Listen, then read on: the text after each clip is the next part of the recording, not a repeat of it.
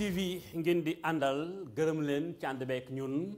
delluwaat santaat suñu borom tabaraka wa taala mi ñu may kàttan ak wér ba nu teewaat tey seen émission diisoo ñu ko waxee woon suñu bande annonce diisoo tey di waxtaaneem mbirum Boubacar Seye. Boubacar Seye di défenseur de la diaspora sénégalaise jiite Horizon Sans Frontières yoon teg ko loxo depuis ajuma ba léegi ci guddi ci vers 2h du matin ba tey ji lundi mu jóge woon ca Espagne ca njabootam wàcc aéroport Blaise Diagne ci la ko police bu aéroport bi tege loxo jébbal ko section recherche bu gendarmerie bu Colobane ba fi mu toll nii tey mi ngi di jàkkaarloog procureur ndax dañ koo déféré ci loolu nag jàpp gi am na lan moo xew ba tey ub na bopp du ñàkk bu jàkkaarloog procureur nii daañu ko wax lu ñu koy toppee lan la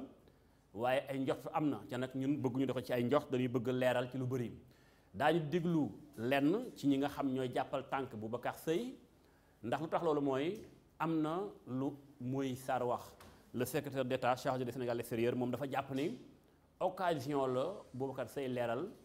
li mu wax ni ay fonds la ca Union européenne joxoon ko Sénégal nanu ko leeral ndax dañu ko détourné moom muy Sarr ni kon tey occasion la ci Boubacar Seye mu leeral mu indi ay preuve ci li mu wax ni dañoo détourné boobu lépp koppar loolu kon moo tax ñu bari jàpp ni mbaadu loolu moo tax jàpp gi ba feeg nag tey bu jàkkaarloo procureur du ñàkk daañu mën a xam lan moo xew waaye ci waxtaan bi daañu ci ànd ak ñuy défendre ak doomu aadamam bokk na ca Ligue sénégalaise des droits humains seen représentant ci plateau bi di juriste bi professeur Denis Ndour Denis ma lay nuyu. maa ngi lay nuyu di la ziar di nuyu sa mbokk téléspectateur yëpp. di nuyu waa Sénégal ak waa diaspora bi ñuy seetaan. di rafetlu invitation bi. tawarkalla daañu wax ak diaspora bi seen bopp sax ndax daañu dem Espagne ànd fa ak Momar Dieng Diop bokk na ci correspondant diisoo diaspora bi ca Espagne. daañu dem aussi Italie ànd fa ak Baye Diouf correspondant diisoo diaspora bi ca Milan aussi. daañu dem it ca Japon ànd fa ak Ousseynou Diagne correspondant diisoo diaspora bi ca Japon. waaye itam à la fin daañu ubbi antenne bi ngir may ñiy bàyyi xel seen émission diisoo ñoom itam indi seen xalaat ci li xew kenn ku ne man caa indi sa point de vue may fàttali wax daañu ànd aussi ak Maysa Mbaye bokk tam ci CSD waaye itam bokk ci correspondant yi diisoo diaspora bi ca Paris fe mu nekk muy kon ca France nuy mboolem diaspora Sénégal si ko ne fa ñuy digloo waaye nag coow bu amee da ciy baax ñu indiwaat li xew li ñu bari njort ni moo tax Boubacar Seye tey ne ci loxol yoon jamono ji tembe daañu déglu ay kàddoom xam naa lii di audio bi war na mat 12 minutes du ñàkk buñ ci digloo quelque da ngeen mën a am tuuti benn aperçu ci Boubacar Seye li mu doon wax ci ñu jàpp ni jombul li loolu moo tax ndax loolu bokk na ci li muy Sarr wax ci benn émission benn télévision de la place mu ni tey occasion la mu mën a leeral ci kanamu àttekat bi kon dañuy déglu yenn ci kàddu yi Boubacar Seye ñëwaat ci plateau bi.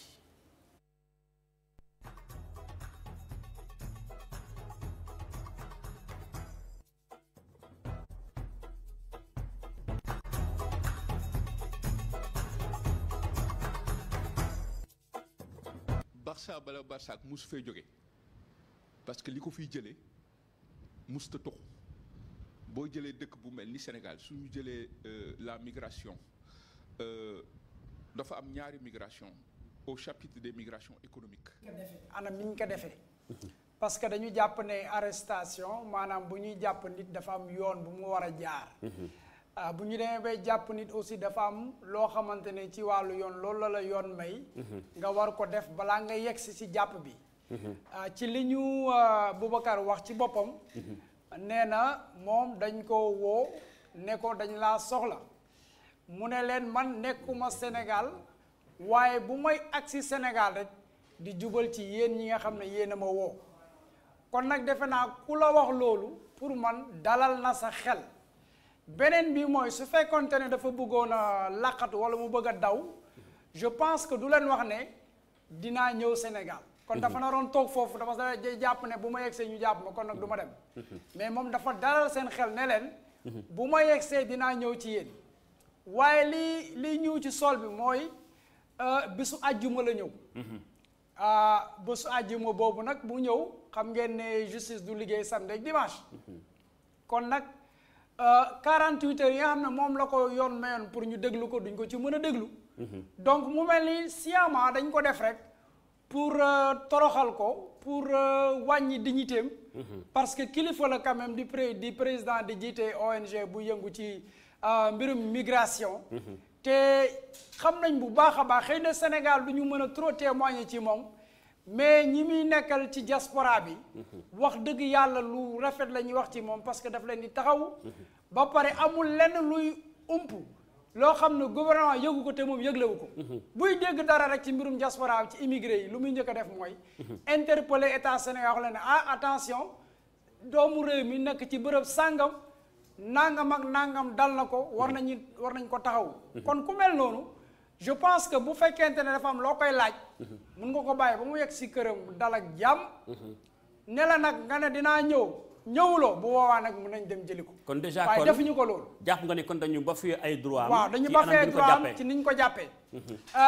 beneen bi nag ñun na comme àq ak yelleefu doomu aadama képp koo xamante ne dañ la def lu ni mel rek dañuy jóg taxaw loolu moo tax ba ku ci mel ni maître Assane Dioma Ndiaye ku ci mel ni yeneen avocat yu bokk ci RADDHO ak yeneen ñoo xam ne ñu constitué avocat pour moom pour taxawal ko parce que gis nañ ne mbir mi daal niñ ko defee du noonu léegi nag bu ñu naree dugg ci fond xëy na dinañ wax lan lañ koy toppee li ñuy ñaaw njort mooy ay déclaration yu mu def ci kaw Sénégal dafa jot xaalis boo xam ne daf ko waroon dimbale migrants yi parce que weer yi ñu weesu umpul kenn ñi fi ñàkk seen bakkan bëri nañu te wax dëgg yàlla mënuñoo jàpp ne Sénégal ñu jox ko xaalis pour mu dimbali nit ñi ñu toog mën a ñenn ñuy rapatrier mu leen jox lu ñu jàpp ba pare xaalis boobu naax saay loolu du moom rek moo ko war a kaas mais képp kuy sénégalais citoyen da nga ko war a kaas parce que sa xaalis la yow monsieur le journaliste sama xaalis la xaalisu keneen ak keneen kuy yeewoo Sénégal kon lu ñëpp bokk la lépp ñëpp la Boubacar Seye bu ci waxee dafa waxal ci noo du Sénégal gi yëpp wuñ ñu koy jàpp ndax wax nam absolument alors loolu tey bu fekkente ne am na yéen ñi sàmm ak doomu aadama tout le temps ngeen def genre dénonciation yu mel noonu ni lii ak lii awul ci yoon nañu càmbar lii Boubacar Seye loolu def daañu ñëwaat léegi sax diglu ay kàddoom ndax jàpp naa ni jàppali na au niveau de la régie mais tey li jaaxal ñu bari mooy lu mel ni lu muy nuru xoqatal la xuuxal la wala muut waaw loolu mën nañ ko ci gis xam nga souvent dañuy ne dafa am li ñuy wax ci droit de détention arbitraire à détention illégale voilà donc nit ki mën nañ ko jàpp ci anam yi ñu ko jàppee yoo xam ne du yoon loolu la ñuy jàpp détention arbitraire mën na nekk illégal parce que amul ay firnde yu war a tax nit ki ñu jàpp ko waaye bu fekkee jàpp bi dafa jaar yoon rek normalement kenn du ci ñaxtu dañuy jàpp rek ne nit ki dañ ko woo dafa war a dem wuyu ji ci li tax ñu woo ko beneen bi mooy li ñuy gis lu nu mel nii day tax ba nit ñi bu ñu bëggee am lu ñu bëgg a wax sax duñ ko mënati wax duñ ko ñemeeti wax te ma fàttali ne bu ñuy wax délit pénal en termes de diffamation yemul ci li nga xam ne yow da nga ko wax rek day dem ci li nga bind day dem ci image bi nga fësal donc bari na forme de communication yoo xam ne day dugg ci mbirum délit pénal en termes de diffamation lenn daal la ñu mën a jàpp ne loo xamante ne mën nañu firndeel ne lii ngay def nii privé la bu boobaa duñ ko dugal ci cadre boobu te loolu sax comme ñu ne droit dafa subtil bu fekkee nguur nga ko séqal am na lu muy wëlbatee mbir yi ba jiiñ la ne lii deetul privé lu public la et te loolu gis ngeen ne réseaux sociaux yi ni ñu taree léegi man mun naa partager ak yow loo xam ne suñu ñaar la yem yow nga partager ko ak ci benn groupe boo bokk bu boobaa xam nga déjà nekk na public parce que ñu bëri jot nañ ko te pourtant la ma ci jublu woon man ak yow la woon donc loolu aussi dañ koy war di bàyyi xel parce que su loolu rek nguuru militaire la ñuy am nguuru état policier te loolu baaxul ok bàyyi ñu xool un peu delluwaat régie diglu Boubacar Seye ndax ni nga ko waxee mooy ay déclaration yoo xam ne daf ko defoon ñu bëri jàpp ni xëy na yooyu déclaration moo indi lii tey ñuy fal di wax ni yàgg na fi am leader politique bu def déclaration. Tout à fait. yàgg na am défenseur des droits de l'homme bu def déclaration. Tout à fait. yàgg na am ab kuy défendre diaspora sénégalaise bi mu def déclaration. Tout à fait. mais tey lu tax Boubacar Seye def déclaration ñu ni kon na indi leeral ak nam te li ma xaw a jaaxal un peu foofu daañu ci ñëw léegi du ñàkk daañu jokkoo sax ñenn seen ay avocat ndax fi ñu toll tey Boubacar Seye mi ngi ci xaar war a gisee ak procureur. C'est ça. ba léegi xëy na procureur accès-gul pour gis ab dossier mu waxtaan ak moom. li jaaxal ñu bari mooy man gis naa benn communiqué boo xam te ne bi police moo ko génneen nee na dañoo tere woon Boubacar Seye mu génn réew mi mu def ko loolu moo tax ñu tëru ko aéroport mu ni tëll gars yi ni ko ciix daal di téye alors ci loolu nan diglu Boubacar Seye ndax sàng doon naa ko annoncé que ni am na lu mu wax ñu bari jàpp ni jëmbul loolu moo indi li tey ñu teewlu ko ñu wàcc plateau bi incha allah. su fay jógee parce que li ko fiy jëlee musta toxu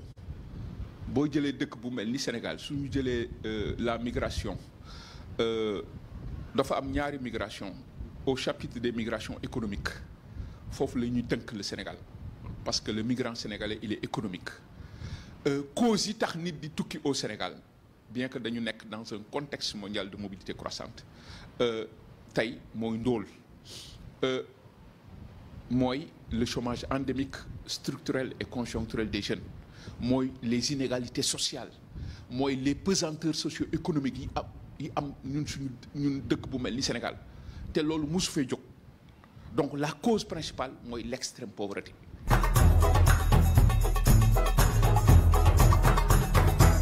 mais xam nga tey ak ce qui se passe donc c'est l'occasion ñu def bilan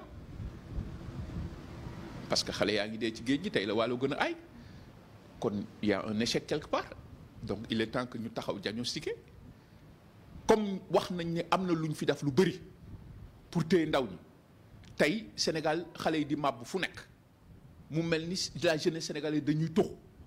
parce que tout simplement il y a un désespoir parce que tout simplement cette jeunesse là ñu ngi xaar des solutions alternatives gisuñu dara kon damay xalaat ni il est bon ñu toog ni waaw liñ fi jotagum yépp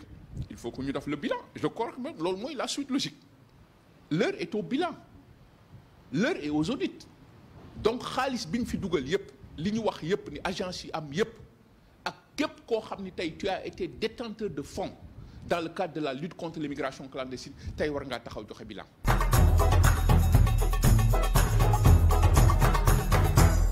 xam nga y a les responsabilités sont partagées parce que l'Union européenne comme ni nga ko wax nii waroon na teg des audits ñun waruñu woon sax taxaw di wax lii parce que ñoom li ñu def yëpp amul résultat tey waruñu sax taxawti nee naa leen bu leen joxati xaalis état yi dem leen jox ko ñi ko yellool parce que xaalis boobu ces fonds là rentrent dans des tonneaux sans fond xaalis boobu ñi ko yellool musuñu ko gis xam nga moi je vous parle de 180 loolu c'est tout récemment année yi passé la mais li ñu fi dugal depuis 2005 li fi dugal depuis 2005 xam nga ñaata la ci ay milliards et milliards depuis 2005 bi affaire yi commencé mais non attends il y a des gens qui parlent de plus de 2000 et quelques milliards xaalis yooyu nañ ko leeral l'aide au développement pour lan la c'est pour lutter contre l'extrême pauvreté loolu yëpp dafa war a leer moi je vous parle de récemment 180 mais loolu yàgg nañ fi dugal l'aide au développement fu mu mus a jaar alors fu mu feeñ si ñii di jiite les régimes qui se sont succédés se sont enrichis la preuve en est que ñoom ñëpp ku nekk yaa ngi plaçonné avec des milliards de dollars des milliards ay milliards lañ yore mais nan nga mën a comprendre ces dirigeants africains yii di wuti xaalis Europe ba pare ëpp xaalis les dirigeants européens dañu dem ba nga xam ne Europe nawlootu leen ñun d'accord ñu l'aide au développement d'accord ñu xam nga li si Afrique war a def liggéey gëm boppam xam boppam créer une révolution socioculturelle pour que africains yi xam ñooy kan soo xamee sa bopp di nga xam yaay kan mais man d'accord ma ay magum jëmm yore xaalis jël xaalis yu dëkk bi di ci def lu leen neex di xaar ñu leen di jàppale pour leur jeunesse je crois que loolu dafa war a jeex et tout le Sénégal doit se lever. mais suñ ko dugaloon fi mu war a dugg kon tey mbir mi du demee nii parce que il faut que ñu jàpp ni l'aide au développement du pour nit ñi di ko dugal seen poste wala di ko fajee yenn soxla c'est pour lutter contre l'extrême pauvreté xale yi nga xam ni dañ leen delloo si woon yooyu yëpp c'est pour leur insertion socio-économique ñooy tëbaat di demaat ak ñeneen gis nga tey y a une nouvelle donne ci recrudescence bi moom mooy l'arrivée des pêcheurs tey géej gi boo xoolee amatul dara ñoom mënatuñu seen li ñu moom li ñu am li seen aada mënatuñ cee am dara suñu demee ba ñooñu tey jël seeni gaal di song pour une immigration aléatoire il y a un problème parce que la zone économique exclusive a été bradée la pêche industrielle écrase la pêche artisanale ñoom dem nañ ba nga xam ne mënatuñ ci am dara c'est la désolation totale je crois que il faut que ñu changer de paradigme xaalis yooyu ñu fi dugal dama wax ni dama animé benn conférence j'en profite pour nuyu Aline Badara Cissé sur la migration bi ñu paree bi wax ji bëree c'est la représentante de l'Union européenne moo ma woo laaj ma sama email yónnee ma ñoom liñ fi dugal yépp ci xaalis nga xam ni kon ñoom jaaxle nañu biñ ko xaymaa mu ngi toll ci plus de 180 euros tout récemment ci année yi passées avec des programmes en cours ñin ko jox ak ñoom ñëpp je vais mettre ça à la disposition de toute la presse pour ñu xam ni duñu waxantu pour ñu xam ni aussi l'heure est grave pour ñu xam ni aussi il y a urgence absolue parce que suñu demee ba nga xam ni alors mu doon Boubacar Seye Momar Diop mi ngi en duplex ak ñun daañu ko jël léegi di xaar Ousseynou Diagne ca Japon ak ku mel ni ki Baye Diouf aussi ca Italie daañu ànd ak ñoom daañu ànd aussi ak Souleymane Aliou Diallo sàng jot na jubal kàddum ci tribunal ngir sax wax ni li ko metti ak li xew mais alors kàddu yi. waaw boo déggee Boubacar li mu wax pour man ñu bëri wax nañ lu mel noonu. waay franchement du lu bees. waay. du lu bees te aussi man am na li nga xamante ne xam naa ko ci li ñuy wax le fonds fiduciaire de l'Union européenne boo xam ne Union européenne moo ci bokk ak AFD ak Sénégal ci fonds fiduciaire boobu li ko taxoon jóg mooy aussi xeex migration clandestine bi ñuy wax ni te loolu boo ko doon xayma ci ñoom li ñuy waxoon ne loolu projet bi loolu la war a coûter maanaam bu ñu xaymaa ne projet bu ñu ko defee nan lay coûter tolloon na si 31 millions 900 000 euros 31 millions 900 000 euros loolu lañ xayma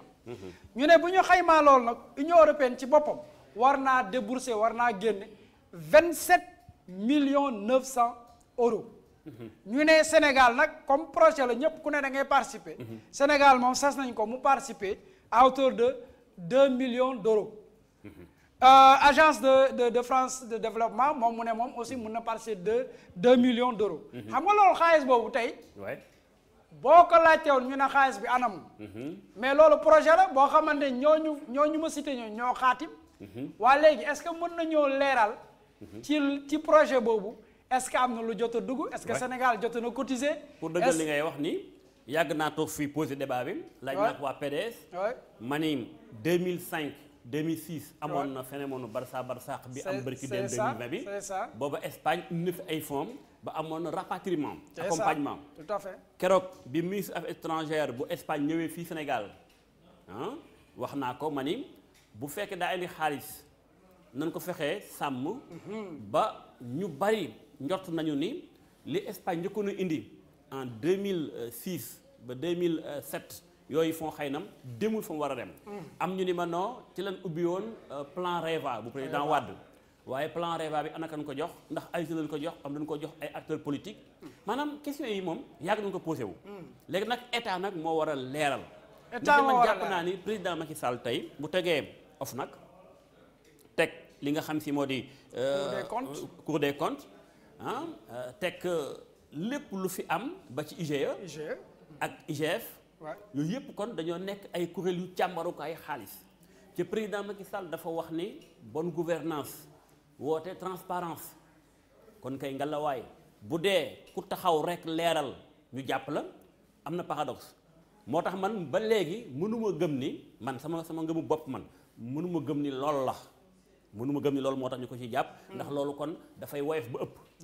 ndax kon daa doon leneen lu ñu xamagul nañu xaar bu jàkkaarloo procureur du ñàkk daañu jokkoo ak ñenn ci ay avocat ci biir émission bi ndax daal man mënuma nangu loolu mais tey fi nga nekkoon boo continuer yooyu koppar yëpp ndax kon laajut càmbar fan la dugg ak lan mooy résultat bi ñu mën koo évaluer laaj na liñ ciy war a wax mooy que ne projet boobu lu tax boobu ba léegi ñu gis xale yi di dem li tax boobu ba léegi waxuñu koppar yooyu dugg na wala duggul xam nga li tubaab di wax clair obscur maanaam am na lu ciy ñuul dafa am lu ciy ñuul bu fekkee ne état transparence rek moo ko tax a jóg dane man de xaati moon naa fi ab projet ba ñu dig ma nangam waaye loolu ñu ma dig gisuma ci dara bu boobaa ki ko diggee woon mën nañ ko laaj ñu ne ko yaa da ngeen bokkoon ci projet ngeen ne ñun dinañ dugal 27,900,000 d'euros ci projet boo xamante ne ñu koy wax fonds fiduciaire pour dimbali ñi nga xam ne dañuy dem ak ñi nga xam ne mënatuñ ñu war leen delloosi ñu ne Sénégal ne man de newoon naa dinaa góorgóorlu ba dugal 2 millions euros mais ñu càmbar ñu ne motal ngeen ko wala motal leen ko ñele la ñuy diggee woon joxe nañ ko war a joxewuñ xëy na mën nañu ne projet bi commencé na waaye demagul léegi li lañ ci def Sénégalais yi loolu la ñu soxla te loolu ki ko soxla du rek président ONG Horizon Sans Frontières képp ku yeewoo Sénégal di citoyen yaa ko soxla lu tax loolu parce que Union européenne du tëb rek jël xaalis ne am ma jox leen ngeen def déedéet dafay am lu muy constaté te paradoxe bi sax biñ ci gis mooy lan naka la ñu mën a nangoo suñuy doom nekk ci bitim réew dans en tout cas espace Schengen ñu leen di bunu xatal di leen delloosi ba pare ñooñu ñi leen bunu xatal di leen delloosi ñu leen di jox licence de pêche pour ñu ñëw di jël suñuy jën tey buñ doon xayma defoon nañ fi benn accord boo xamante ne à peu près Sénégal war na ci am au moins 10 milliards mais 10 milliards yooyu fan la dugg fan lañ ko dugal pourtant suñu nappkat yi li nga wax ni day bu dee lañ jàpp Boubacar Seye kon loolu état bi bañ te loolu am na koppar fu mu dugg la voilà fu mu dugg parce que gis nañu ne au moins joxe nañu ay licence de pêche yu bari ëpp na 40 licences de pêche te 40 licences de pêche yooyu ñu joxe loolu Greenpeace fësaloon na ko bay laaj sax mais man en tout cas gisaguma ci tontu donc loolu nag la ñuy wax clair obscur état warul def clair obscur état dafa war saa bu askan wi laajtee dara wala ñu juñuy dara ñu ne la attention ñu def benn communication gouvernementale ñu ne dégg naa ñuy wax ci mbir mii kat nii la demee man lu ma jàppoon mooy tey bu fekkee ne Boubacar dafa wax loo xam ay chiffres yoo xam ne c'est erroné mais l'état mën na génn ne chiffres yi mu wax du loolu chiffres yi dëgg yi mooy yii te lii mooy firnde bi preuve yaa ngi ni ñu publier ko dans le journal officiel war ñu les documents bu boobaa kenn du am doute parce que tey su fekkente ne tey dafa andi ay preuve preuve yooyu lan moo ñu wóor na ñun dinañu ko jot dara wóoruñu ko parce que gis nañ fi benn document bu IGE bu ñu ne dafa réer ne menteg lu tax parce que peut-être avantage yu état la mu làq yenn gis nañ fi décret bu génn ñu jékki-jékki décret bi réer ñu génn beneen décret changé ko ba 2 ba 3e fois boo demee journal officiel doo ko fa fekk te lii maa la ko garantir man journal officiel dama koy xool lépp très souvent mais am na décret yu bari yoo xam ne day génn boo demee bu fa nekkee du fa yàgg ñu nëbb parce que dañu bëgg nit ñi gis ay mbóot yoo xam ne dinañ ko ci génne soit la formulation soit lii yoon mën na ko attaqué dañ koy nëbb je pense que état buy wootee mbirum leeral gouvernement sobre et vertueux je pense que loolu mooy da nga war a woon nit ñi ne lépp dafa leer ok lépp dafa leer ñu xool côté Espagne parce que sànq dama dugg ci benn sujet par rapport ak arrestation Boubacar Seye te mooy dañ ko aayoon génn réew mi te loolu man Boubacar Seye bi moo ko woowee en personne jege ay avocat am nee na ma loolu mësu koo yëg mësul am benn notification bu koy dëggal bala may jël Momar Dieng Diop ak ki nga xam moo di Ousseynou Diagne ci Japon juridiquement parlant man mi wax naa ak moom mais waxuma loolu lu mu la wax moom waxuma ne en tout cas affaire de dañ ko tere woon génn moom li ma wax daal mooy dig woo na ko ne ko dañ laa soxla soxla bi sa waxuñu ko dañ laa soxla yoon moo la soxla mu ni ko mu ne leen nekkuma fi waaye bu may yegsi rek di ñëw ci yéen loolu mooy mu agsi ñu teeru ko waaw moom mu yegsi rek ñu àmbale ko est-ce que situation yi yan condition lañu war a mën a teewu nit ci aéroport normalement sax bu fekkee loolu la sax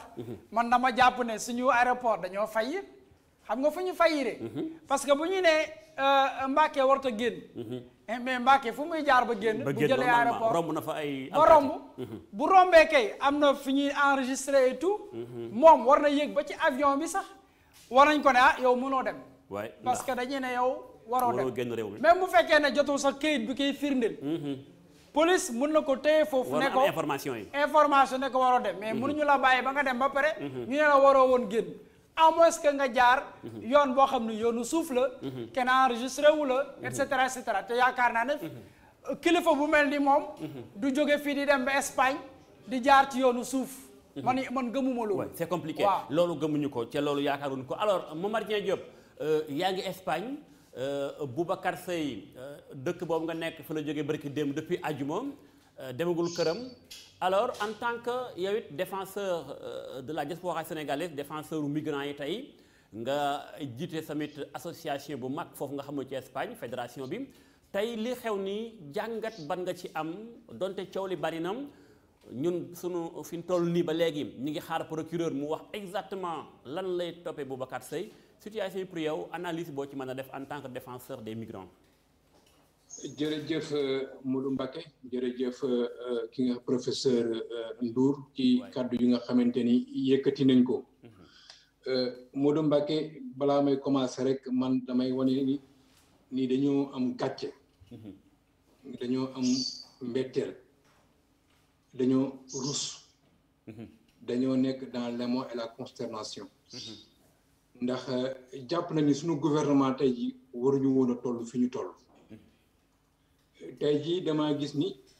faire le bilan ou bien demander le bilan d'une activité ou bien d'un processus délit la ci Sénégal. kon war nañoo taxawaat seetlu càmbaraat suñuy mbir. damay doon wax toujours que la diaspora dañ ko mos a traité en parent pauvre. amuñu politique migratoire. dañuy def du pilotage à vue. lii tey jii jàpp gi ñu jàpp ki nga xamante ne mooy Boubacar Seye daf koy mandargaal. ndax état bu demee ba xamatul fu mu jëm bu nekkee au bord du crépuscule lu yëngatu rek day yaakaar ni lii da koo ñëw pour xeex ko pour fagagal ko. professeur Ndour wax na ko. Boubacar Seye bu fekkoon ni dañ koo tere je crois que sunu police Interpol à travers l'Afrique. police bi ñu am nii actuellement police bu de référence la. Boubacar Seye bu ñu ko fekkoon dañ ko wax interdit de sortie du territoire Boubacar du génn. je sais que c'est quelqu'un qui respecte les droits et les lois qui sont en vigueur bu ñu ko waxoon Boubacar du génn. et l'État également a les moyens de ne pas que Boubacar Seye bañ a génn. État am na moyens yooyu. kon luy ñuy wax ni wax ju daanu ci saret.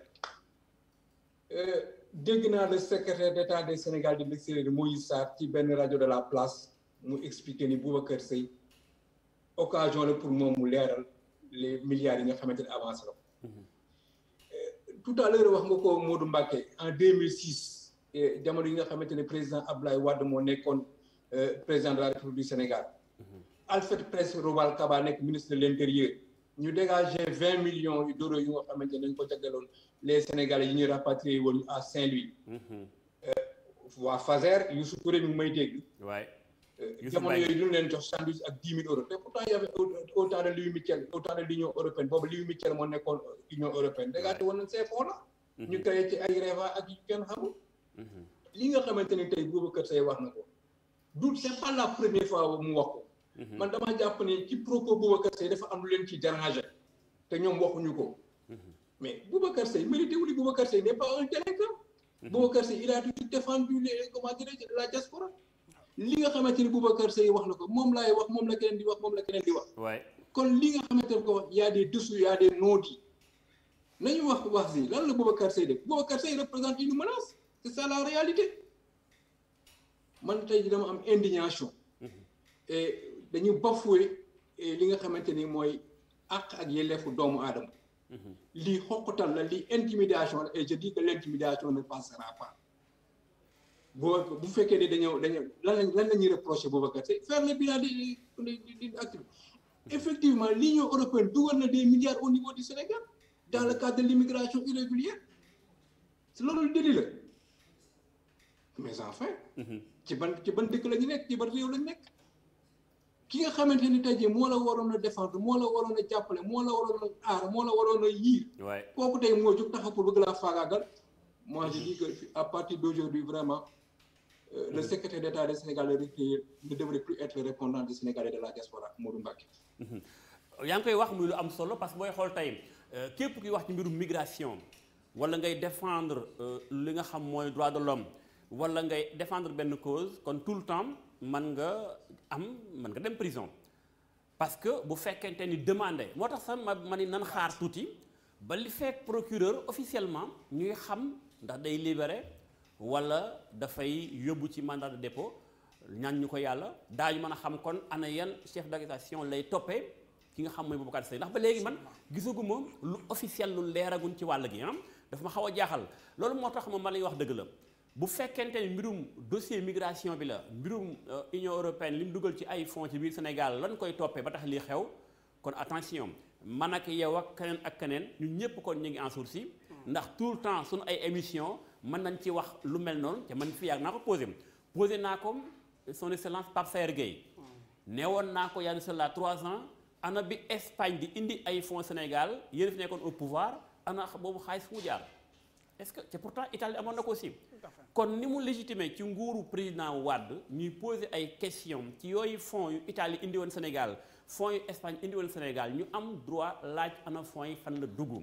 mais loolu kay yomb na yaa xayti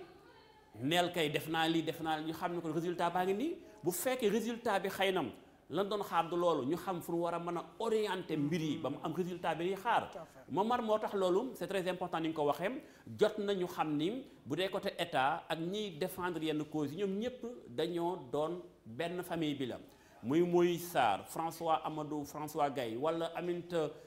soxna bi nga xam mooy maire Aïssata Tall Sall ñoom ñëpp tey dañu am intérêt pour collaborer ngir Sénégal parce que Boubacar Seye li muy wax Momar li ngay wax man li may wax Denis li muy wax loolu mooy tax ñu mën a am Sénégal bu mucc ayib moo tax Momar merci bi nga ko souligné ci wàllu boobu mais côté Espagne du ñàkk au moins am ngeen foofu benn organisation réunir ngeen pour xam ban taxawaay peut-être pour jàppale gën a jege Boubacar Seye. waaw effectivement loolu ba nga xamante ni mbir mi am na. Boubacar Seye wax dëgg yàlla muy yow muy man dañu nekk des défenseurs vraiment de la diaspora. Et tacitement et implicitement, vraiment de manière naturelle et spontanée, les gens se sont soulevés individuellement. Et nous aussi, au niveau de la Fédération internationale des Sénégalais de la diaspora, nous avons Pape Salomon, le secrétaire permanent du niveau au passage de la PCA, Modibo Soumaré, depuis les États-Unis. Et donc, nous avons communiqué pour voir que Pape qui a xamanteni moy Boubacar Seye liñ koy topé wax deug yalla ñi ngi demander sa libération. loolu def nañ ko yaakaar naa gis ngeen ko à travers les communiqués yi ak ci réseau yi. De manière également individuelle les gens ñi ngi taxaw ñi ngi solidariser ak moom tey ci suba jot naa échanger ak Boubacar Seye mais dama jàpp ni wax dëgg yàlla Boubacar Seye du lii moo koy noppiloo du lii moo koy xoqatal du lii moo koy tax mu noppi. muy Boubacar Seye y aura plusieurs Boubacar Seye donc li nga xamante am na ko nag dinañ ko topp xeex ko. ba Boubacar Seye retrouver sa liberté ndax Boubacar Seye mérité wul au niveau d'Espagne comme ni ma la ko waxee au niveau de la structure bi nga xamante ni moo englobé la Fédération internationale du Sénégal de la diaspora au niveau également des associations ku ci nag ñi ngi yëngatu pour li nga xamante ni mooy solidariser wu ak Boubacar Seye ñu def ko casque aussi jot tout à l'heure jot na ak ki nga xamante ni mooy Amadou Bokar Sam mi nga xamante ni mooy président casque ñoom aussi au niveau de Barcelone ñi ngi xool naka la ñuy génnee un communiqué pour solidariser avec Boubacar Seye. Boubacar Seye nekkul koo xamante ni un délinquant la comme ni ma ko waxee. yow jamono yi nga xamante ni depuis 2006 Modou Mbacké ñi ngi liggéey man ak yow. loolu nga xamante ni xaalis boobu nga xamante ni génnoon na ci jamono yi waxoon nañ ci man ak yow. ak yàgg na tey jii bu ñu nañ demandé le bilan. moom kay bu doon tee loolu mooy tax ñu jàpp Boubacar Seye kon maa ngi yow ba ñu jàppee yàgg na jàpp nañ Sénégalais yu bari jàpp nañ ñu bari ñuy wax ci mbirum migration ndax yàgg nañ poser question bi di wax ni ana fonds yu Espagne yi ana fonds yu Italie yi yooyu moo fës te fonds yi booy xool li ma xaw a jaaxal sax fonds yi yëpp nekkul ci affaires étrangères am na yoo xam ne ngi intérieur am yoo xam dañ ko tas ci biir formation professionnelle am yoo xam ne ngi agriculture kon état Sénégal rek lan mën a demander leexal gi moo xam état Sénégal mu ko waxee du règne président Macky Sall dong même li fi awoon président Diouf ndax Amadou Malal Diop fi la nekkoon Sada Ndiaye fi la nekkoon Aminata Lo Dieng fi la nekkoon ak Seynabou Gueye Touré ñoom ak Ngoné Ndoye ñoom ñu tey mais pourtant bu ñu waxee lu mel noonu Momar day dëggal ni kon sénégalais yi bëgg nañu seen alal bii dugg ci réew mi seen aw tur rek ñu am information loolu rek la kin dénk nag bu demee tey ba boo nee leexalal mu yëngu vraiment nag kon problème mi ngi tàmbali bëgg a am.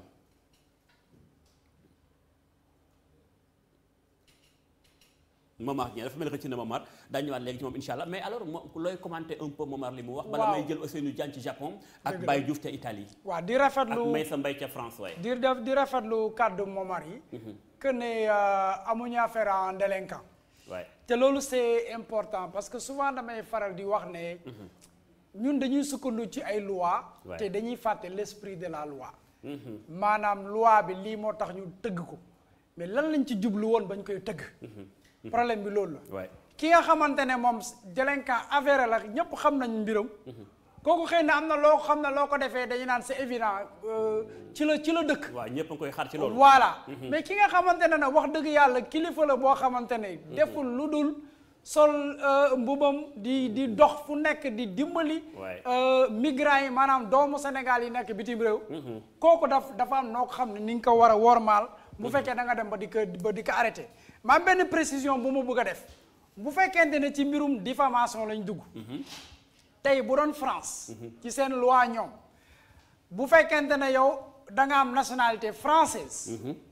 kenn amul droit arrêté la ni ñu arrêté nii Boubacar amuloo droit am parce que dañ jàpp ne yow fa nga dëkk doo leen rëcc yaa ngi ci biir kër gi ki nga xamante ne nag kooku nag xëy na dafa wala yaan si kooku xëy na mën nañ ko maalu militaire parce que dañoo ragal mu rëcc leen waaye ki nga xam ne foofu lay yeewoo même bu ay juróom nekkee feneen mais mu jàpp ne am nañ nationalité am ndax Boubacar ab sénégalais la kon nag waruñu ko mun a en tout cas toroxal ba di ko jàpp ci yenn anam yi waaye mais li ñuy wax rek li ci kanam raw li gët ñu ngi xool chef d'accusation yi lan lay doon xam procureur lu muy wax ci voilà lu muy wax ci alors même sax tey ce matin tribunal bari woon na lool ay yëngu-yëngu ndax bari woon na ñuy défendre mbirum diaspora sénégalaise bi lu mel ni kii mboolem acteurs yi association yi ONG yi mboolem organisation yi ku ne taxaw na moo tax bi ñu dajaloo tey Souleymane Aliou Diallo jot na jibal kàddu joxe na xalaatam li mu jàpp ni moo xew ak ban taxawaay lañ ci war a am ak naka la jàngate arrestation Boubacar Seye ñu teewlu ko moom Souleymane Aliou Diallo moo jiite Autre Africa ñu wàcc plateau bi. si suba ba léegi mu ngi si tribunal bi ñuy xaar enquête bi continue ñuy xaar lan la si yoon dogal lu ñuy naxarlu la nag parce que yaakaaroon nañu Boubacar Seye ak ni ñu ko xamee pas-pas bi mu am si question migration di si liggéey def si fulla ak fayda di si saytu di si wax amoon na beneen façon boo xam ne munoon nañ ko laajte amoon na beneen façon boo xam ne munoon nañu liggéey ak moom si question bi moo gën di ko téye ñetti fan ak surtout nag mag bi mu doon ak situation sanitaire am wax dëgg yàlla mérité wul lii quoi. tey kenn mënul laam-laame ni que Union européenne dugal na alal si wàllum immigration loolu kenn mënu ko weddi léegi nag kan moo ko jot ki ko jot nan la si def. ak yan mooy projet yi ñu si def loolu laaj na ñu leeral ko lenn nag lañ si mën a wax mooy ni que ñi téyelu Boubacar na nguur gi xam na njiitu réew bi xam nekkuñu di ko dimbali parce que fu mu nekk nii dañu gën a jaxase sénégalais yi nekk bitim réew askanu Sénégal bi nekk diaspora bi dañ leen di gën a jaxase ak njiitu réew mi ndëgam Boubacar li mu laajte dafa laajte leeral te ñun ñu am ñu toogal bitim réew dee ñu laajte ambassade yi fi nekk yëpp loo leen dugal ci question immigration yi leeral leen ko dañu wax waa Union européenne dañu interpeller Union européenne directement parce que Boubacar da leen cité Boubacar dafa signé Union européenne état Sénégal bu nangul leeral ñun am nañu droit ñi nekk bitim réew nekk Union européenne nekk ci espace Union européenne bi nañu laajte waa Union européenne à partir de Strasbourg nañu leeral ñaata la ñu dugal ci wàllum question immigration au Sénégal. alors Souleymane Aliou Diallo jiite Autre Africa alors dégg nga ni mu ko waxee kon ñoom daañu gën a wéyal xeex bi ci la preuve mooy kon ñun ñëpp taxaw noonu def benn say ci ginnaaw Boubacar Seye man gëm naa ne daañu ko bàyyi te loolu lay ñaan loolu lay ñaan ndax tey dama koy waxaat le président Macky Sall da nga jël diaspora bi nii da nga ko def 15e région yemu ca nga jox leen fukki député ak juróom nga dagg ko fukki département ak juróom loolu lay wane ni kon président Macky Sall dafa jox gëdd diaspora sénégalaise bi benn Boubacar Seye ci ñoom la bokk def na Espagne ay at yu bari ñëwaat Sénégal njabootam sax mi ngi Espagne teewul mu ñëw Sénégal défendre diaspora sénégalaise bi man li ma jàpp mooy même te loolu maa koy ñaanaa même bu fekkante ni Boubacar Seye dafa juum bu fekkoon dafa juum laa la wax de def lu mu warul def ba ngeen jàpp ne ngeen ko war a jàpp ngalawaay xool leen diaspora sénégalaise bi ngalla na état bi xool réew mi fi mu toll tey est-ce que Boubacar Seye mu demandé nañu auditer lan la mën a yàqal état bu Sénégal Boubacar Seye mu demandé nañu auditer dafa def rôle en tant que président d'une ONG boo xam ne nga ñëw tey yore sa organisation di défendre ñennat est-ce que tey li Aliou Diallo wax Souleymane dëgg la est-ce que mbir mi du gën a xëpp kaani ci ñi ànd ak président Macky Sall digganteem ak diaspora sénégalaise bi naam diaspora bi nag xëy na ku ne am nga foofu féete ñu ngi ko jàngate mais jàpp naa ne Boubacar Seye ci la bokk quelle que soit sa situation bu fekkente ni dafa juum itam am na nu état war a mën a gérer mbir mi ndax situation bi laaju ko. ñi ngi toll jamonoy dialogue toll jamonoy mbas di xool est-ce que concentré wu luy tax ba Sénégal génn ci mbas mi ak du wax sax kañ la ko Boubacar Seye wax yàgg na.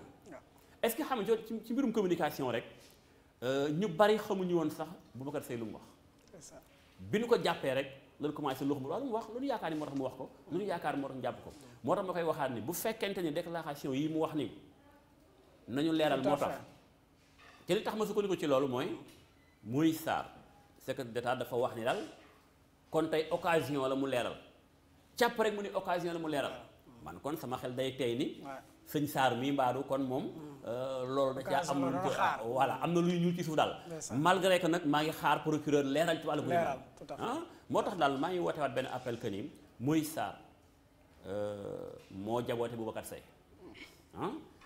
ministre Aïssata Tall Sall moo jaboote Boubacar Seye ndax diaspora bi la bokk tout à fait kon nañu xool mbir yi nun koy gën a rafetal ci li ma jaaxal mooy Boubacar Seye amoon na waxtaan ak Moïse Sarr waroon na am waxtaan ak beneen kilifa lu jëm ci wàllu migration est-ce que kon waruñoo mën a fédérer seen ay doole def pour diaspora sénégalaise bi ndax nekkul lu gën loolu mooy li gën voilà loolu mooy li gën parce que dañu toll jamono boo xam ne dafa am lu ñu duppee la démocratie participative maanaam tey nguur nu ñu koy jiite commune nu ñu koy jiite association nu ñu koy jiite bépp kuréel bu ñu koy jiite jàpp nañu ne dañu war a def li ñuy wax la démocratie participative maanaam ña ca suuf képp ku ci nekk am na li nga war a mën a andi rek dañ la laaj sa xalaat même bu fekkente ne yow du xalaat boobu ngay jël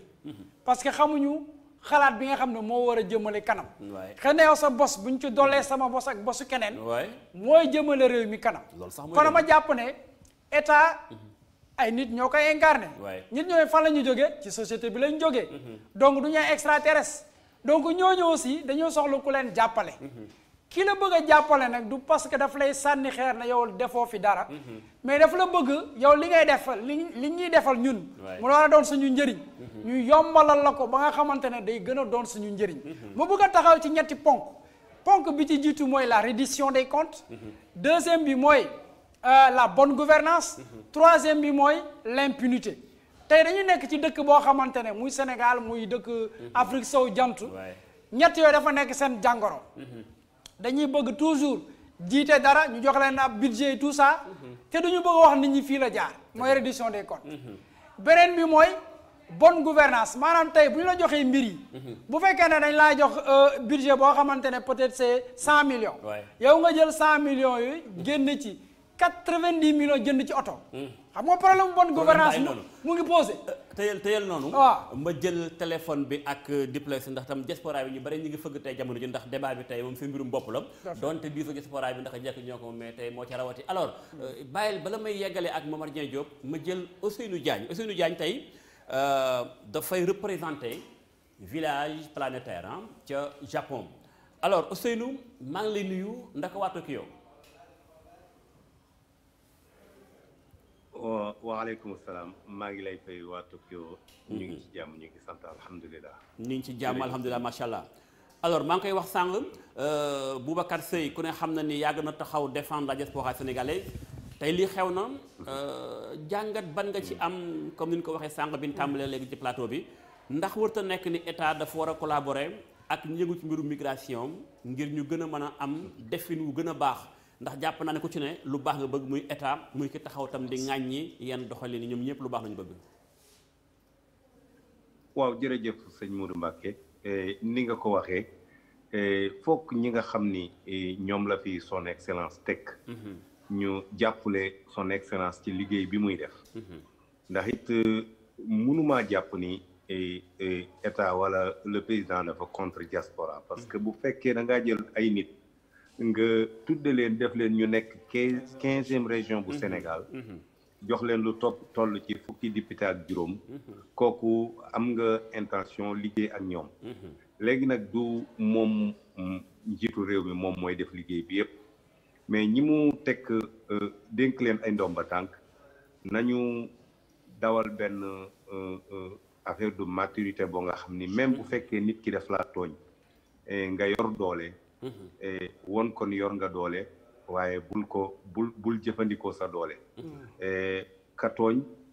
ki ñu tooñ wax dëgg yàlla ñun xamuñu ko waaye am na ay acte de grandeur yoo nga xam ni un homme d'État daf cee war di bàyyi xel mooy loo nga xam ni paix sociale lu koy dëgëral ak bennoog nit ñi parce que it muy benn étranger benn sénégalais bu nekk à l'étranger rek toujours li muy xalaat mooy xëy dellu réew ak fii ñu toll ci jamonoy mbas mi nga xam ni même bu dee réew mi ma nekk muy Japon yenn délits yi sax boo ko defee pour yombalal liggéeyu police ndax wax dëgg yàlla ko xam ni jamonoy mbas yi liggéeyu police dafa yokk dañuy préférer ba ñenn ñi ñu war a na arrêté sax dañ leen di bàyyi seen kër ñu toog fa ñu leen di surveiller surtout ko nga xam ni da ngay dugg ci sam réew nga am police boo nga xam ni yàlla may na leen ñu xereñ trop bu fekkee def na lu jaaduwul bàyyi ko mu dugg ba pare toog nga di ko surveiller parce que bu dee génn ak bu dee dugg mën nga koo surveiller waxtaan ak moom laaj ko ay demande d'explication yoo nga xam ni li ñuy wax ni état lépp kenn du ko saam ci marché loolu warees na ko mën a dogal ci mbir mi bu fekkee dafa juum ñu xool nuñ ko avertir ba ëllëg dootu juume nii bu fekkee nag ñoom ñoo jàppan loo nga xam ni du loola bu leen expliquer ñu xam waaye daal wax dëgg yàlla ni ñuy communiquer ak ni ñuy kiyee léeg-léeg sax nit dina mer ba pare muus ba doo ko feeñal waaye dafa xaw a daal metti ci boo nekkee à l'étranger di ko dégg di def ay sacrifice ci sa réew di xalaat ni li ko dal mën na dal ñu bari ndax man na maa jógee Japon tey di ñëw Sénégal toog ay at gisuma sama njaboot mën na maa ñëw ñu téye ma ci aéroport bi bu leen neexee ay weer te duñ la wax lu tax ñu téye la loolu nag ñun suñum réew di Sénégal day réew moo nga xam ni réew mu ñuy naw la ci Afrique ci affaire démocratie kon ñi nga xam ni ñoo incarné pouvoir yi ay nit lañ ñoo nga xam ni ay nit a leen fal fal nit ki nag taxul mu gën laa jàng wala mu gën lam xel waaye yàlla moo dogale noonu ñu nungu ko kon ñi nga xam ni son excellence bu fekkee daf ñoo def 15e région ñu am ñoo nga xam ni xaj na sax même bu seeni xalaat yi ñu yor réew mi jub dëppoowul léeg-léeg bu ñu toogee waxtaan ci mbir ku ci nekk kat ni man kat nii laa ko gisee woon loola dina tax jamono yi nga xam ni léeg-léeg xol yaa ngi jëpp ndax képp koo nga ki tooñ sax boo jàppee mbokkam dinañu am ñu mer ca jàpp ga ni waroo ko war a jàppe nii macha allah newuñu fi nag pour man newuma fi pour jox kii dëgg wala xañ kii dëgg waaye li may ñaan daal en tant que benn sénégalais bu nekk ci bitim réew mooy que comme ni son excellence def ñu 15e région ñi nga xam ni ñoo yor exécutif bi di dogal mbir yi ci ginnaawam nañu jàppale sénégalais yi gën a mën a waxtaan ak sénégalais yi gën a mën a laabirante bu nit juumee sax wax ko dëgg dafa bokk ci dimbali ni ndax yonent bi moo ko wax jàppuleel sa mbokk bu juumee bu tooñee ak buñ ko tooñee bu tooñee ni nga koy jàppalee mooy nga wax ko dëgg ni ko sawaaykat lii ak lii waroo ko wax bu fekkee sax ci état la mu wax yoo nga xam ni dafa ëpp buñ ni ñun kat am nañ fuñ ko mën a jàpp nañ wax ni ko jàmbaar yow kat kilifa nga lin ñi nañ lay déglu deel waxe nii ak nii ak nii ak nii loolu boo ko waxee kilifa ñëpp xamuñu loi yi parce que dafa am ñoo nga xam ni ñoo jàng li yoon wax bëri na ci Sénégalais yi nit a ngi def loo nga xam ni boo ko toppan ci yoon war nga ko caa mën a jàpp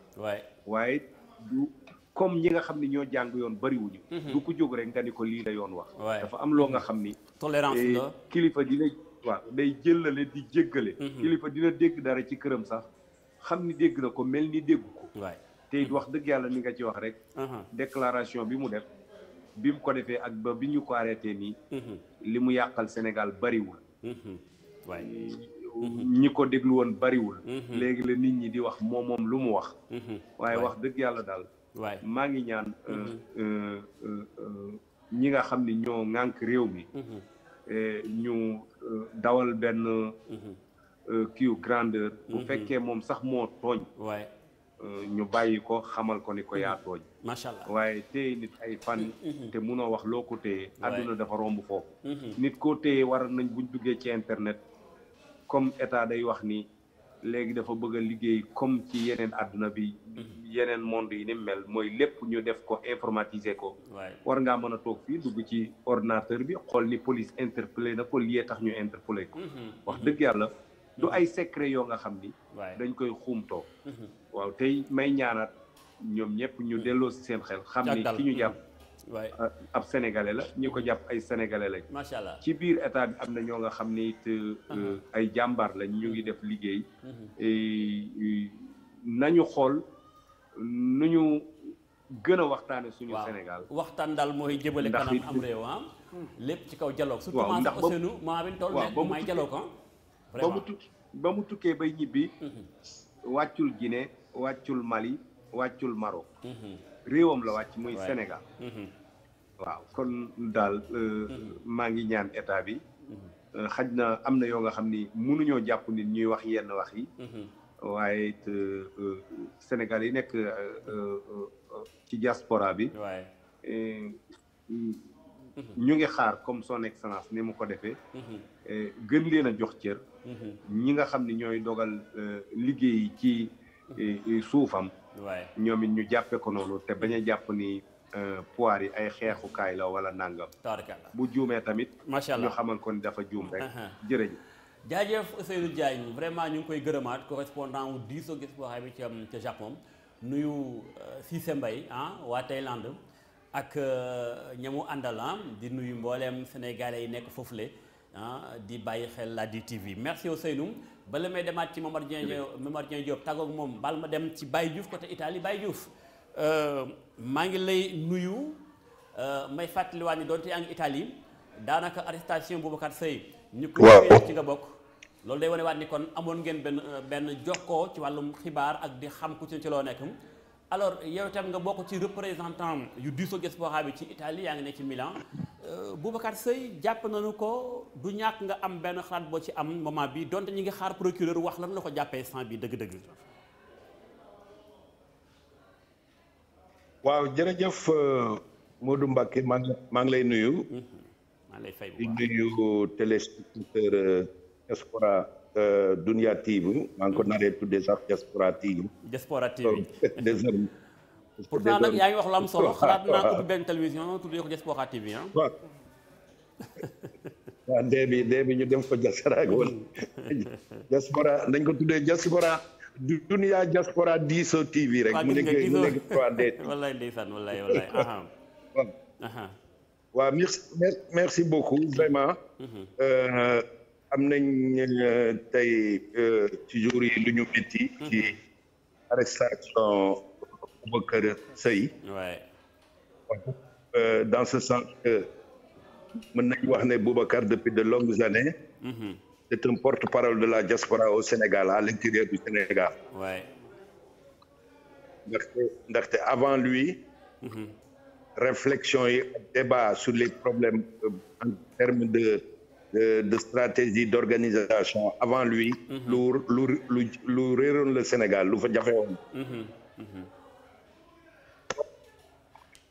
mais immigré ñun ñëpp mu bàyyi.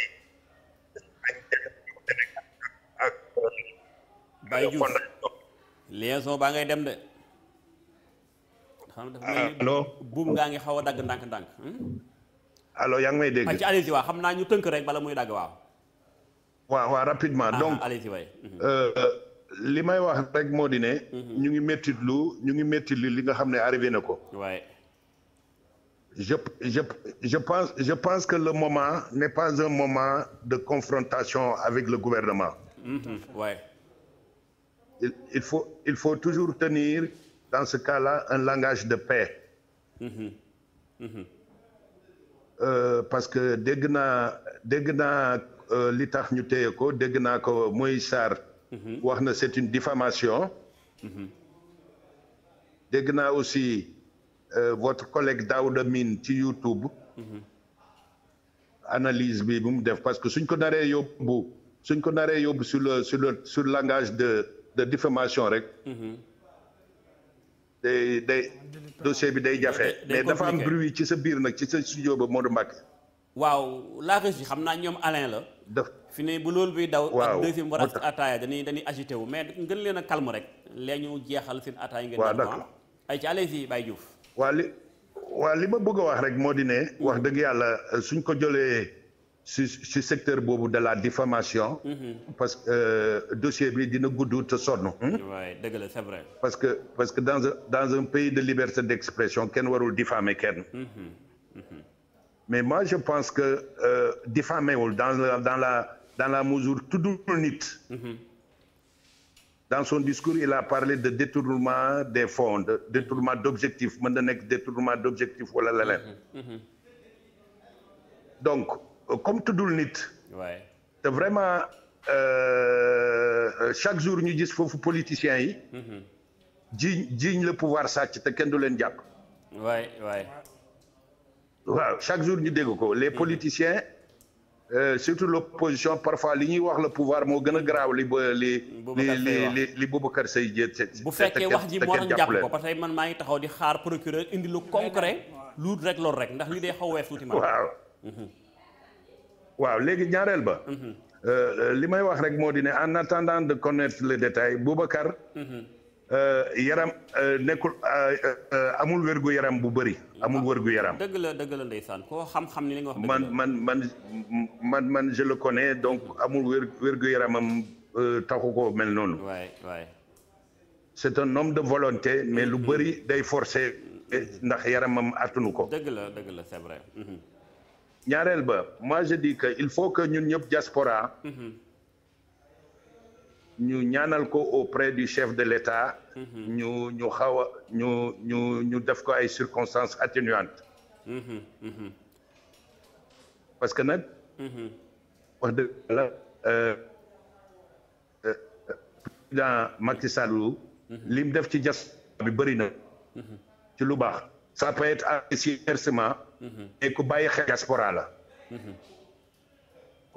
diaspora la te nag gis nañ ne dernièrement bi fi problème yi delloo niiw yi amee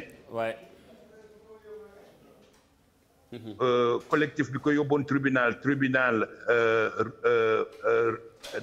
dàq dossier bi mais moom ci boppam mu jël décision personnelle am pour ñu génne affaire boobu donc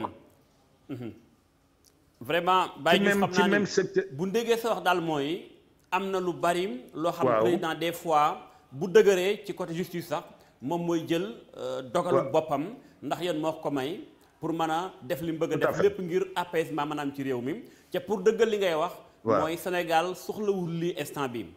même bu fekkoon ni Boubacar wala fukki Boubacar dañoo tooñ état bu Sénégal sax dañoo war a xam ni kiy wax ngir bëgg réew mi baax mën na fakka salu mais est-ce que même bu fakka salu woon maa ngi wax ci dal gi ngay woote am même bu fekkoon Boubacar dafa juum dal ci kaw état dal gu méttee mais ana bërki démb Idrissa Seck lu muy yàkkul gestion président Sall amul Idrissa Seck mi tey lu mu yàkkul gestion président Macky Sall amul ana mu tey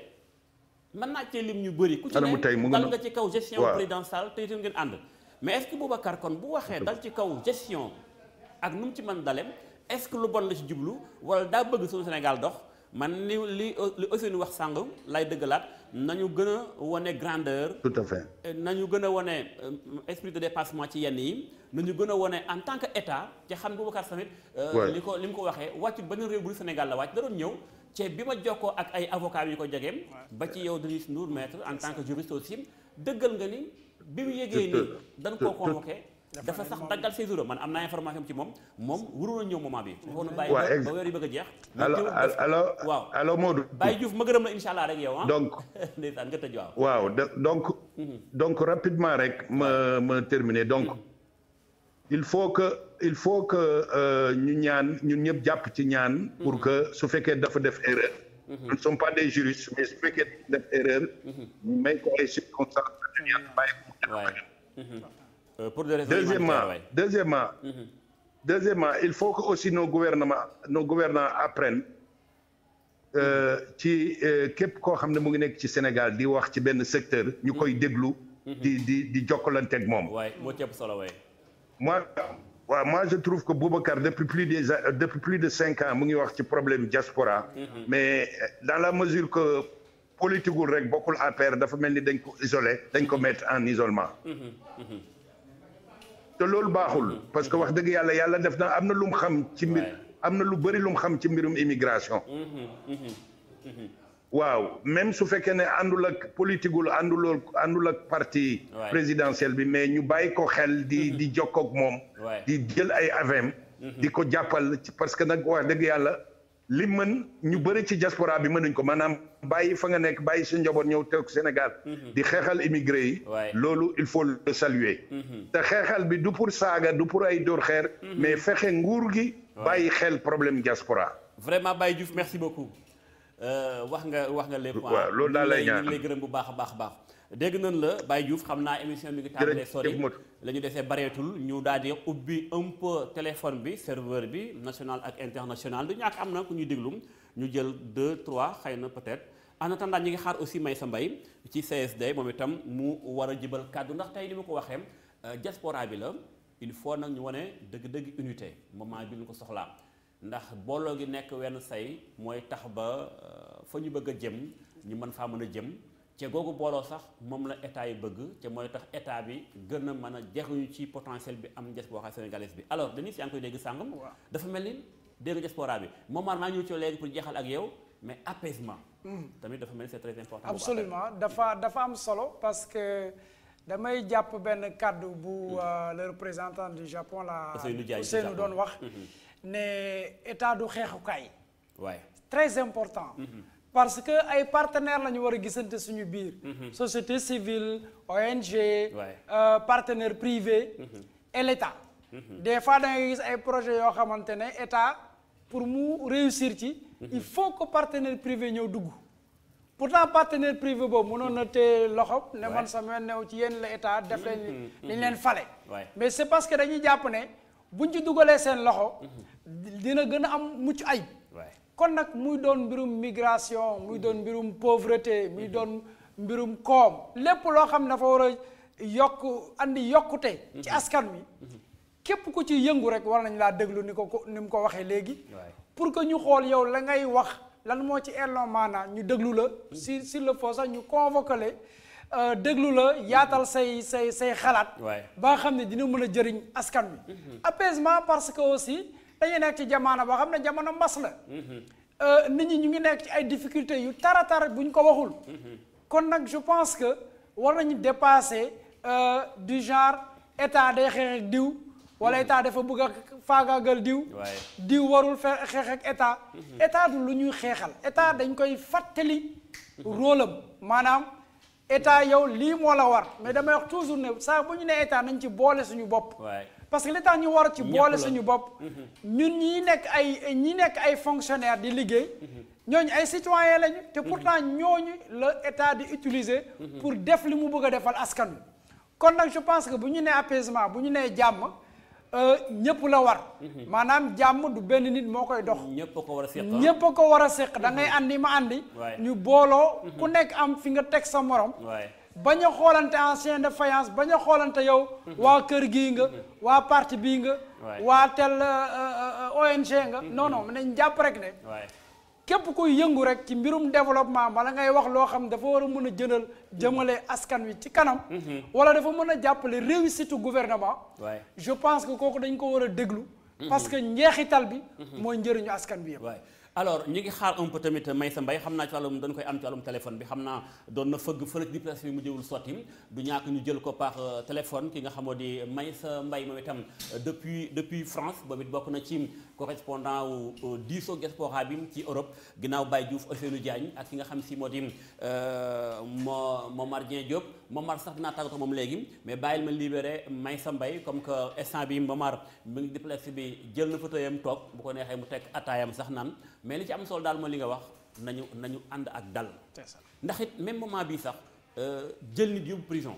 dégg nga démb dakkal nañu visite yi ci prison yi pour sécuriser ña fa nekk ñu ay détenus kon moment bi sax dafa laajut moo tax man gëm naa ni Boubacar Seye yaakaar na daañu ko bàyyi am naa ci yaakaar monsieur le procureur dama la ko ñaan ci turu diaspora sénégalaise bi yépp même bu fekkee dafa tooñ état bi dawalal yërmande ndax man Boubacar Seye yàlla dogal na bokk naa ci ñi ko woon sénégalais yi booba ñëwaguma DTV fa ma nekkoon muy rajo Rewmi FM jokkoo nan depuis ay at avant ko télévision yi ak médias yu Sénégal commencé koy xam nga xam ne kon yàgg nañ depuis 2013 xam nga daanaka médias yi commencé xam ci at yi ñu génn fekk na liggéey na lu bari ba daanaka foofu la jaar ñu bari commencé koo xam ci mbiru migration te pourtant nit ki la personne amul problème mais nag lu laal migration moom da cay taxaw xeex ca loolu dafa aaju ñu mën ko comprendre moo tax man damay ñaan nanu ko libéré ndax wér-gu-yaram may ko physiquement may ko ca it jóge aéroport ne ci avion bi sonn wàcc war a dem sa kër ñu la ciix yóbbu ca moom de man jot naa ko téléphone bi ñu ko téye mu nekk ci ga fi nga xam mooy section recherche bi moom ci boppam pare woon na pour wujji convocation doon na déggante ak ndaw li ñu ko boolee loon pour mu war koo jox convocation bi mu ne ko maa ngi bitim réew waaye bu fekkee da nga ma soxla sax dinaa dagg sama séjour ñëw wuy si la ci la wàcc aéroport 2 heures du matin jàpp ko est-ce que tey ci li ñuy wax maanaam ci élégance war ñu ko woon a bàyyi ba mu dem këram ba jóge ndax da jóge njabootam doomam moo doon fête anniversaire am mu def occasion demaale bitim réew ci Espagne fekke ji ko mais ab doomu Sénégal la lu ko bàyyi mu ñëw ndax it pour man daal gis mu fi lu ko fi jar dëgg même bu tooñoon lu ko jar mu fi alors Maysa Mbaye ci téléphone bi maa ngi lay nuyu ndaka waa CSD ndaka waa France waaw jërëjëf Modou Mbacké Dia ñu ngi lay fay bu baax a baax waa di la nuyu ci turu CSD yëpp muy le collectif des Sénégalais de la diaspora tabarakalla macha allah donc di nuyu say téléspectateurs yeeg alors Maysa nu CSD jàngatee mbir mi du ñàkk réunir ngeen en duplex yéen itam réunion virtuelle waxtaan du ñàkk am ngeen benn point de vue là-dessus waaw dès que situation bi am parce que ku xam Boubacar Seye xam ne ku taxaw la pour diaspora bi yëpp donc te diaspora bi am na benn solidarité bu am ci ñoom une solidarité très forte sax et tey jii CSD dafa réussir teg li ñuy wax les autoroutes de l'information c'est-à-dire kenn ci waa diaspora bi ci ñun ku ñu laal Cap-Vert ki nekk Brésil da koy yëg ki nekk Italie da koy yëg dans les instants qui suivent donc loolu moo tax tamit loolu bu mu amee ñu signalé ñu ko y a eu des personnes yi nga xam ne ci CSD la ñu bokk mais dañoo bokk aussi ci Horizon Sans Frontières et notamment ma ci saluer bu baax a baax Tamsir Ba bi nekk seen représentant au niveau de l'Italie donc moom la ñu jël pour ñu waxtaan ak moom ci situation bi donc muy situation wu Boubacar Seye boobu bon ñun li ñu xalaat mooy que ni am na peut-être écart de langage parce que nit kuy wax mën nga wax ci ni ngay waxee tamit mën na am lu ñuy wax ay dérapage mais bu ñu ko jëlee ci contexte global moom li muy rappeler lu am la c'est-à-dire que ni y a beaucoup d'aide effectivement yi nga xam ni dañuy jógee bitim réew di dugg biir Sénégal mais ni ñuy gérer la plupart suñuy yëf et même Macky Sall l'a déclaré Macky Sall à un moment a déclaré que ni y a eu je sais pas combien de milliards yi nga xam ni gars yi utiliser nañ ko jënd ci ay oto yi nga xam ni ça ne se justifie pas xam nga bu ñu demee ba ci benn réew ñuy def auditu téléphone bi di def auditu parce que y a une corruption qui est très endémique au niveau du Sénégal et le chef de l'État moom ci boppam moom moo ko njëkk a wax donc Boubacar Seye ne l'a dit que de cette manière c'est que nag comme yàgg na wax ci immigration bon gars yi dañ ko déggee comme une attaque bi nga xam ni daf koy def au niveau de l'État fekk dafay attaquer en fait l'État en général et ça c'est compréhensif et je crois que ni l'appel bi nga ñëw def léegi tout à l'heure mooy que ni danoo toll ci benn moment apaisement di dem di chercher la petite bête comme diñ koy waxee daf ko jarul fi ñu toll nii bon vraiment nañ ko bàyyi mu dellu ci njabootam et puis jàmm ne ñaayi xaw ma nu ñu ko waxee ci biir Sénégal daal waaw jàmm ne ñooy voilà vraiment may sëm maa ngi lay gërëm maa ci turu tamit CSDM ak mboolem parce que biig ba tey sama téléphone li ma woo bari na loolu tamit sant yàlla ndax ñu bari bi ñu déggee ni Boubacar Seye yoon teg na ko loxoom ñu baree ngi xaar ni waaw diisoo kan la ciy waxtaan ma ne kon alhamdulilah loolu moo tax tamit ñu def nii ngir Sénégal yi seen kàddu jib ñu xam ni mais yow Modou Mbacké yow la ñu am comme sunu représentant au niveau du Sénégal yow yéen yaa ñuy représenté diaspora bi donc moi ça ne m'étonne pas que ni dès que ñu am problème ñun ñëpp ci yow la ñuy njëkk a xalaat avant ñuy xalaat leneen quoi voilà vraiment yow tamit ñu ngi lay gërëm di nuyu waa CSDM ak mboolem organisation yi ëmb ay Sénégal yi nekk bitim réew merci beaucoup Maïssa depuis France jaajëf alors Momar Dieng Diop ma libéré la yàgg nga ci diplex bi un peu ma gërëm la xam naa ne Espagne moom itam sedd na comme France foofu mi ngi nay nuyu bu baax tamit sëñ Modou Mamoun Kane moom itam ma nga ca Toulouse xam naa mi ngi ñuy bàyyi xel jamono ju tembem fan yi moom dafa mel ni sedd bi tax na Momar looy tàggatoo ñun dégg nga ko ni ko Momar waxee apaisement la woote Baye Diouf tam apaisement la woote Ousseynou Diagne tam woote apaisement normalement loolu tam yaakaar naa état dina ko dégg rawatina président Macky Sall.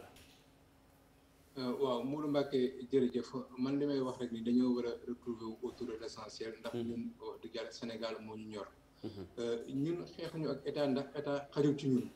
état xajul ci ñun mais dafa am loo xamante ni aussi contre ñu li nga xamante ni mooy le gouvernement de Macky Sall mais dañoo am ay divergence ci ay doxalin. loolu bu ñu ko defee bu ñu yaakaar ne ñun dañ leen di contre wala dañ leen di faagagal wala ñu échec non ñun loolu du suñu priorité doxuñu si loolu ñun diaspora bi moo ñu jox li nga xamante ni moom moo ci am xam nga koy demander par exemple di demander ay bienveillance yooyu day fekk mu tooñ li xam nga lan la jaay doole rek la ak intimidation c'est-à-dire il faut dire les choses telles qu'elles sont priorité yi bëri na au Sénégal actuellement aujourd'hui je crois que dañuy jéem a divertir